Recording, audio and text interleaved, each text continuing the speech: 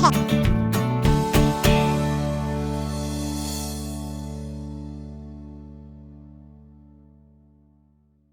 I'm Linda Richardson, the Celebrity Baby Nurse. Today we're going to talk about burping.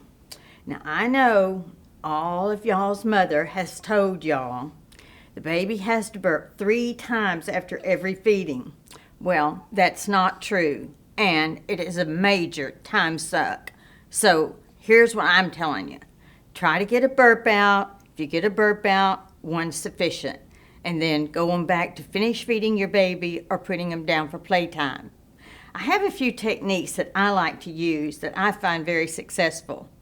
The first one is I like to put a baby up on my shoulder. When you do this, get the baby out in front of you and always bring your shoulder to your baby, not your baby to your shoulder. And what that means is bend down, put him up there, and then straighten up. Because if you do it the opposite, you kind of bump his little nose on your clavicle. That's not comfortable. So get him up nice and high. Kind of cup your hand a little bit so it'll make a percussion sound, and pat your baby. Okay, Owen has decided he's not going to burp right now, so we're going to try another technique. This time, I'm going to put the burp cloth over my thigh, and then I'm going to put Owen's diaphragm right on top of the longest bone in your body, the femur. Support his head with your hand, because this is the heaviest thing on his whole body. So don't just let it dangle. Cup your hand, pat, pat, pat, make a percussion sound.